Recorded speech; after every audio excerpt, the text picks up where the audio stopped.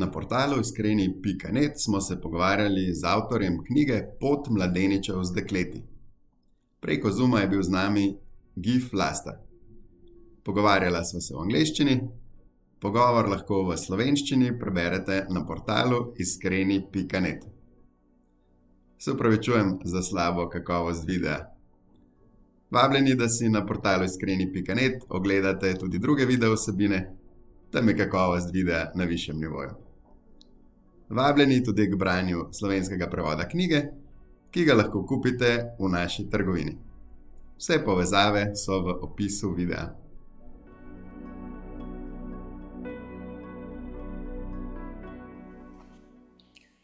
The way of man with Maids. Forgotten Christian wisdom for becoming a man who wins at love. I have the Slovene copy here. The English one. Yeah. Awesome. So on the back of the book, you wrote, this book is for the boy becoming a man and the man at any age who's eager to win at love. So it seems like this book isn't for everyone.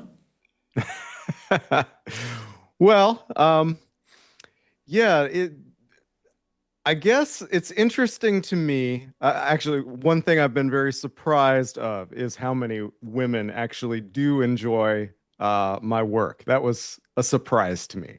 One of the things you worry about when you're writing about masculinity stuff is, being typecast as someone who's very macho and very old-fashioned. And I think, I wanted to reach men. I wanted to talk to men about the things that they very much need. But when you're teaching men how to deal with women, a thing that a woman once told me when I was surprised at this is, if you're going to teach men how to be more attractive to women, you should not be surprised if your writing also attracts some women. So I had to say, okay, fair enough. But yes, the goal, the book is aimed for young men, men sort of in high school, boys becoming men. But the lessons are very relevant to older men, married men and whatnot, who are previewing it for their sons. And then they say, oh, I never learned this. So the lessons were forged in my work with older married men and actually were adapted to younger men at request, as people requested and needed it. So our wives and the girlfriends of our sons can also read the book. They can. Now, when men are actually working on problems in their marriages, I often recommend that they read it by themselves. Because as you're making some changes in your marriage, it's better if she's just responding to you rather than saying, oh, is this something you learned in that book? But yes, no, I'm not afraid of women reading this book. I'm very eager to hear their feedback. Does this resonate with how they feel? So that brings us to your course, Reforged Marriage. The course you created, and I quote, for helping men turn their low-sex marriages around. Mm-hmm. So what led you to create this course? Yeah, that's interesting. Yes. So the history of it was I was helping a man who was, I guess, my mentor and coach, who was actually coaching men who were trying to quit porn. So it was a porn recovery course. And what we found was that a lot of the men who were single could quit porn just fine. But the married men, they would get to a point where they were 90 days clean from porn. And one of the things that people do when they're doing that is they go and have a sexual fast for about 90 days to kind of reset reset their whole system around sexuality that has gotten distorted. And so they'll abstain from sex in their marriage for 3 months, and then they'll go back and reunite with their wife and have a wonderful reunion, and then get back into some of those old patterns, and they would get triggered and relapse. And so it became very clear that these men in this situation needed some guidance on, okay, how do I reintegrate sexuality in my marriage? So it was originally for those guys, basically talking about my own experience, my own story. I had to read a lot of books. I had to get a lot of help from a lot of different sources, and none of those sources were good enough, as a Christian, for me to just say, I'll just recommend you this book and take all of it as gospel. It was always pick these parts, pick these parts. Um, but there was nothing cohesive I could give them. And so originally I made Reforged Marriage just as to teach them what I had learned that had impacted me so greatly. But then it grew far beyond just people who were trying to quit porn. It grew basically for any men who were having any problems in their marriage, even men who the sexual frequency wasn't bad, but they just wanted to take it to a higher level. So we've gotten men from a lot more backgrounds than initially. So you mentioned when you were researching this, you were doing it to fix your own marriage also, and Yes, that absolutely. you collected many sources, but also you looked for guidance in the Bible. Oh, Can you? yes, Yeah. absolutely. Well, so that's an interesting question, particularly around sexuality, around masculinity. Um, we have had, I will say, in the church, this has not normally been something where the church has been the main teacher of people in society. How did boys learn to become men? Well, they learned it from their fathers. They learned it from the men in their society. They learned it from the mentors who were training them. And in the past, I would say Christianity maybe was trying to temper some of the excesses of testosterone and virility and everything else, so to teach them, wait a second, you should still be kind, you should still um, don't kill everyone. Right.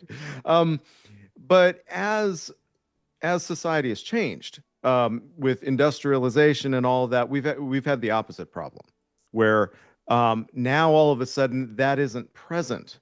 And I think what often happens is, as society loses its moorings, so often the church is left in the position having to preserve and rebuild things. And so I think that's where I think the church is being invited and very needed in this conversation, because there's secular masculinity movements that have some important pieces, but there's also the deeper um, some of the deeper tools that the church has around human dignity, um, that these secular masculinity movements don't have, and that they end up being very powerful. The tools that the church has not just as ideas to think about or things that feel good to think about, but actual tools that equip a man to change, are present in our faith, in the scriptures. And so that's what I've tried to do, is I've tried to bring the things we're learning now as we're recovering masculinity in society, but also the things that we're reaching for, touchstones of our faith, and bringing this together. So was there a eureka moment for you when you were doing the research, or was it a more gradual process?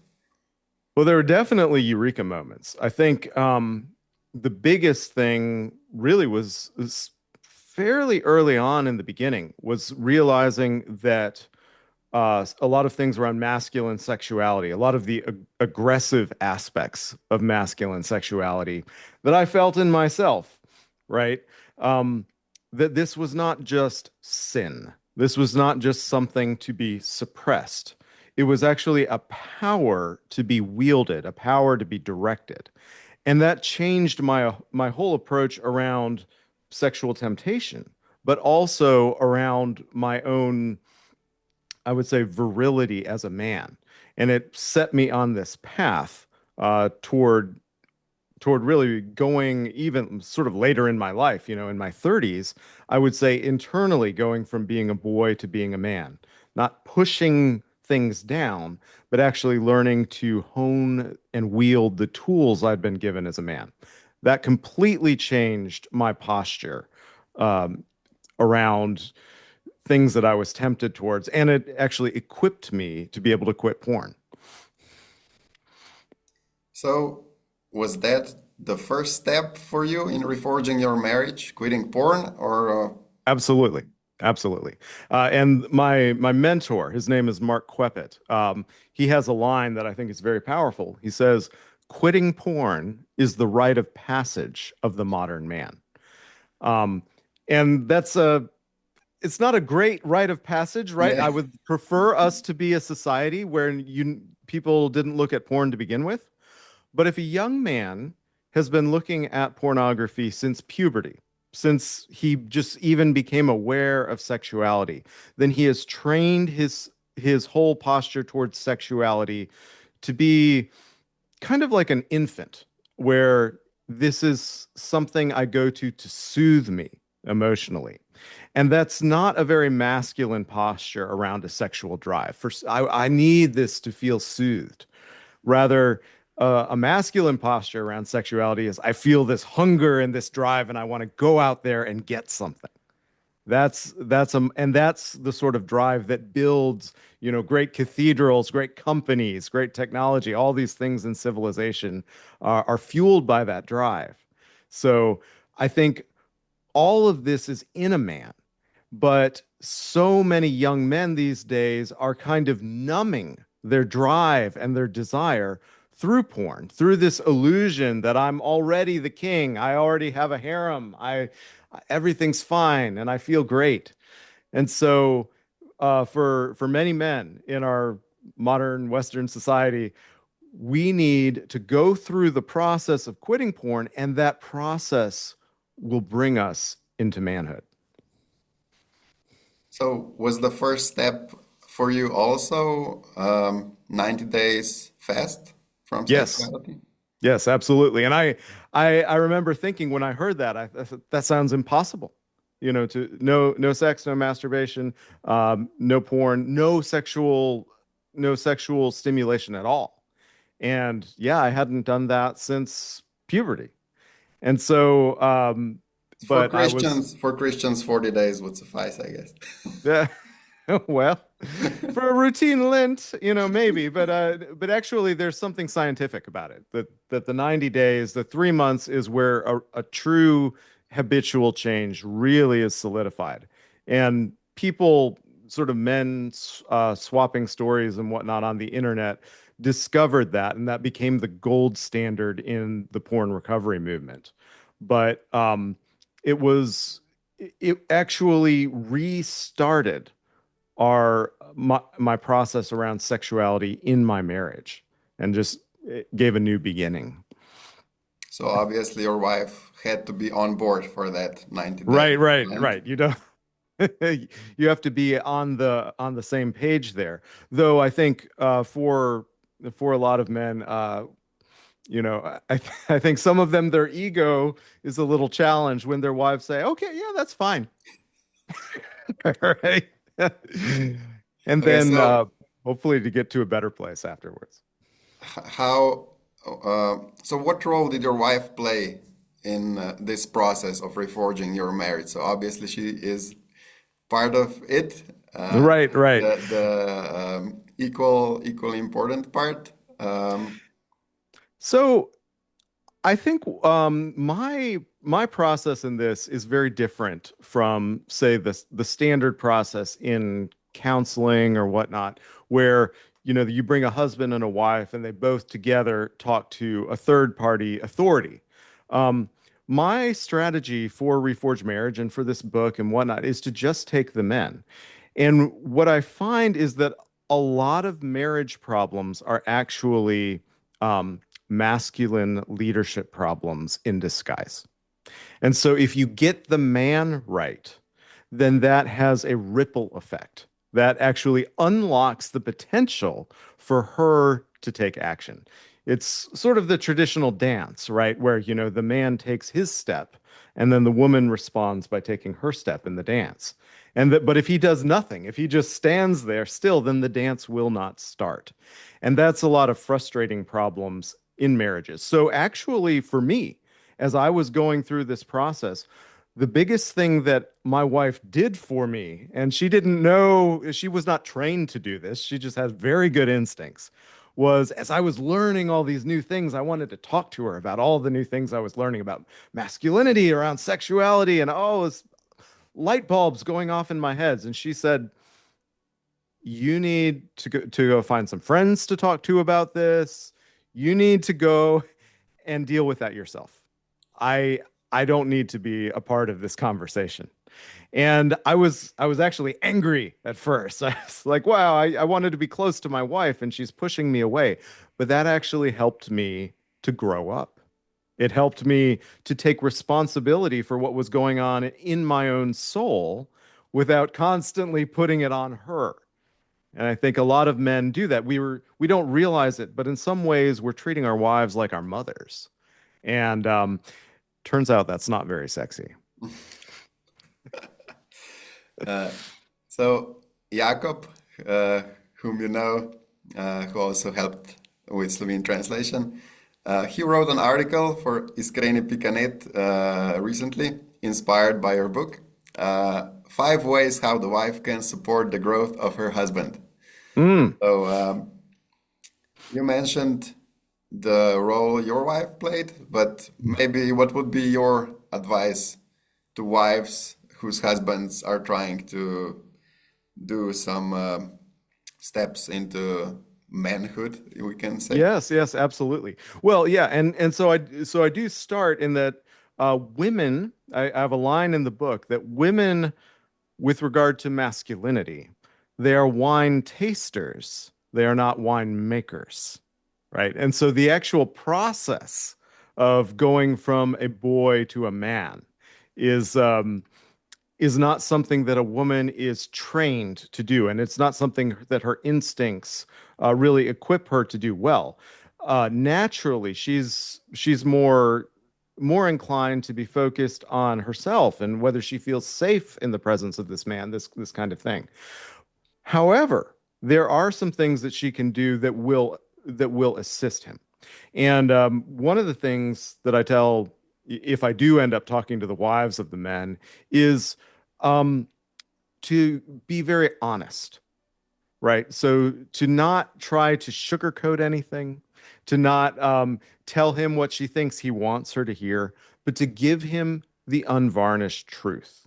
Okay, that is a huge gift that my wife gave to me, and that we didn't end up settling for half measures. Right. We could have gone only so far and not all the way to just a really thriving marriage. And but to do that, she has to feel comfortable, like she can say the truth. And the I think it was that it was she didn't my wife did not hold on to her bitterness, right? One of the things that she did tell me at one point um was she said that, wow, the changes you are making, you had the capacity to be like this, but you gave me 15 years of that. And she said, I want a refund. I want those years back. And and so it was a little it was kind of a backhanded compliment, right? She was affirming the changes, but she was angry. And so part of her process there was her sort of going through and processing her own grief. But at the same time, she didn't hold on to bitterness. She expressed that frustration, and then she then came alongside me and said, I'm all in. So those are the sorts of things where um, I think a way a woman can help. I think really resist trying to control his process. Resist, yeah, the if a woman tries to control a man's process of improving himself, then that will actually hinder her ability to feel attracted to him. Because if she's having to concentrate on holding up the structure, then it's hard for her to rest against the structure. You have 4 sons. I do. Are they men already? Are they winning at love? I must say, like, my second son, who's going into college now, he's putting a lot of these things into practice, and it's very exciting to see him. Yeah, he he, I think the things that I like to see in young men, and particularly as I think about what he's doing, is um, just the way he's going at so many aspects of life and trying them out and doing it with all his heart, right? That's the kind of energy that ends up being attractive to women because you don't know, it's not just being a total geek about one thing at that age. It's trying this and this and this and this and not being afraid to fail and just having a smile, having a little bit of cockiness. Um, I think of young David in the Bible, right? The way he goes out and there are all these grown men, who are seasoned soldiers. And David sees that and hears what Goliath says. And is anyone going to let him talk like that about our God? He's like, who's going to go at him? I want to go at him. And and so I think that spirit with young man is very exciting to see, and I enjoy seeing it grow in my sons. Awesome. I really liked the character Buck Rooster from the book. Yeah, I heard So, that was a tricky thing to translate into Slovenian. yeah, it was the most fun to translate that one. So I encourage the viewers to check the book out and see how we translated that. So the book has a 5 out of 5 stars rating on Amazon. The readers clearly love it. But a few of the ideas, for instance, the captain first wife, captain first officer leadership model, Mm, where he suggests the role of a captain for the husband and the role of the mm, first officer for the wife. Some of mm. the ideas go against the modern, strong, independent woman idea. So Right, what right. kind of feedback are you getting? Well, I mean, I think I end up being surprised how much less resistance I get to that than I expect. Right? I expect women to no, no, no, equal, equal, equal. Any male leadership is is suspect. Um, but I mean, mostly I think there are in the online spheres that I write on and interact with. Um, I guess there are guys that are so much worse than I am on that score. Um, but I think also the way I've positioned this is that none of this depends on the woman pulling back and letting him lead, right? Nothing in my book requires that she push herself down or, take a back seat. It is all about him taking action and showing initiative, and then she can see, is this something I like? Is this something I want to support? Is this someone I want to go alongside? And does that feel good? Does that feel secure and safe? And do I feel strong, like I can actually stand higher if if I'm on his shoulders, right? So she is being invited into this. She's not being shamed into it. She's not being forced or coerced or guilted or anything like that. And I think that's the difference. And I do think this is very important in Christian circles because in traditional conservative Christian circles around male leadership and wives submitting to husbands, um, we we have been tempted and done some harm by insisting on the rule without the substance with which the rule makes sense. You see that in St. Paul's letters in the New Testament, where he's trying to see the spirit and not the letter. He's saying all these rules in the Old Testament, all these rules are not actually producing the character that God is looking for. And you actually have to push the rules aside and let the spirit build something substantial.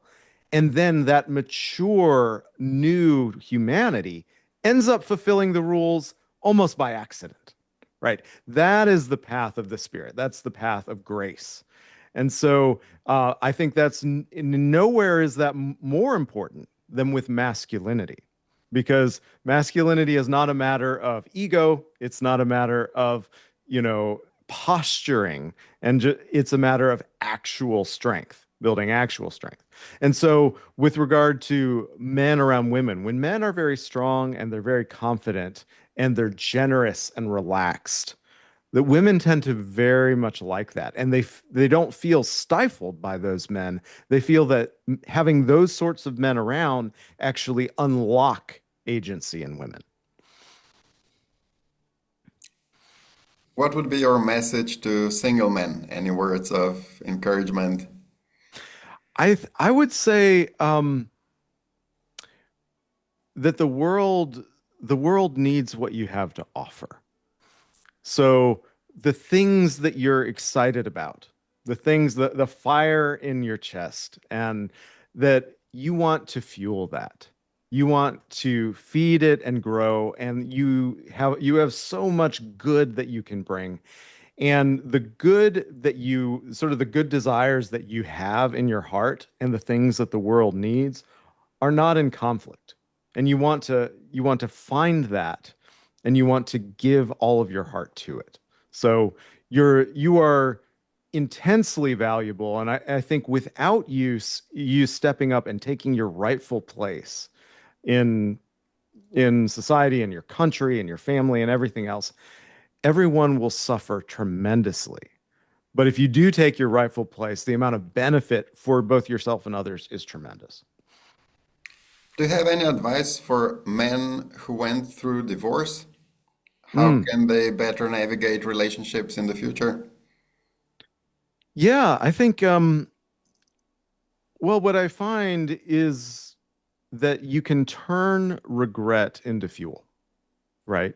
You can because I didn't go through a divorce, but even hearing my wife say, I want a refund, right? I want those 15 years back.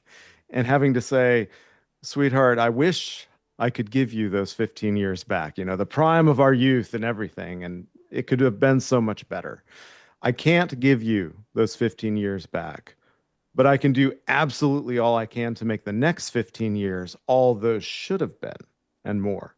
And so you make your sort of truth-filled sadness about the loss, you make it fuel um, to make the new thing all that much better, so that there's this beautiful redemption arc, right? That it's almost like what do they say? I know that in Catholicism there's this phrase, "Oh happy fault that brought so great a redemption." What Ask yourself, what would have to happen in the rest of my life so that I would look back at the pain and say, "Oh happy fault."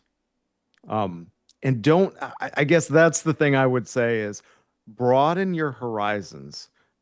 Be willing to take the risk of hoping for something good.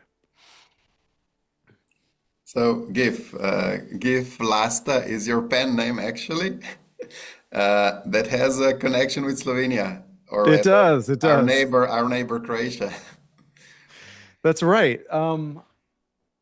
Let's see. I think right here.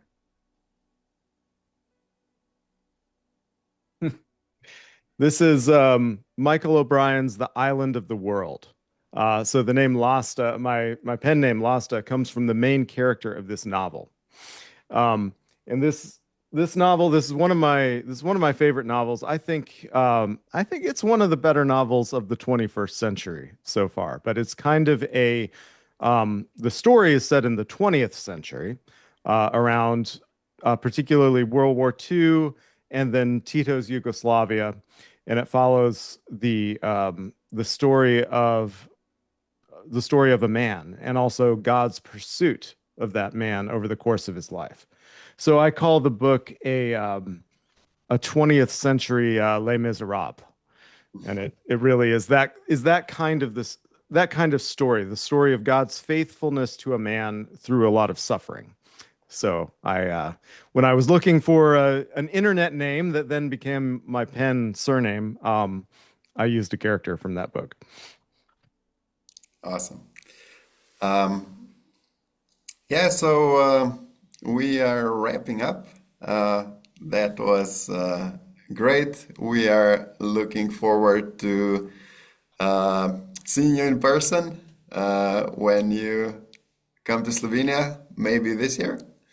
Yeah, I think we're talking tentatively in late May is what we're thinking about. So very much looking forward to that. Awesome. So maybe any last words to our Slovene readers? Well, I mean, I guess I'm really just if I talk about my own feelings, it's just tremendous gratitude and almost wonder at the power of I think the faithfulness of God, the surprise that the surprise that his spirit does, where he does things that we do not expect, where he brings water to parched ground that you thought would never grow anything. And I think we're seeing that. There's a line in I think I put it in the book, and it's actually a line from the English Book of Common Prayer. It says, "The things that had grown weak are being made strong. The things that had grown old are being made new."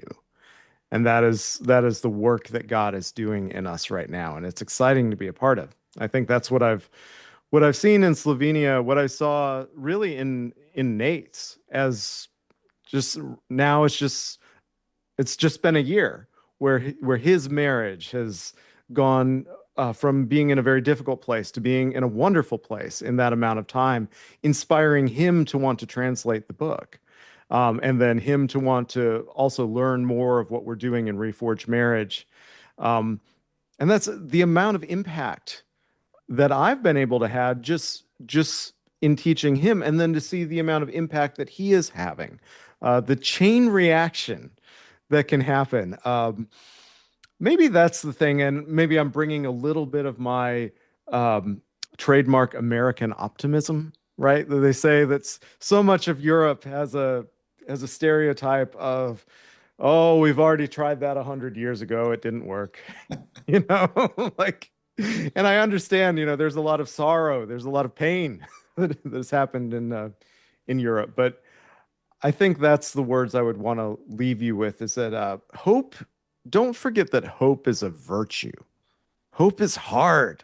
Hope, hope is you're risking pain if you have hope, but it gives you the vision to move forward and it makes great things possible. So don't be afraid to hope for great things.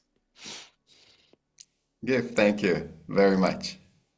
It's absolute pleasure, Clement, and I'm eager to hear more from your readers, what their thoughts are and what they're seeing as they go through the book.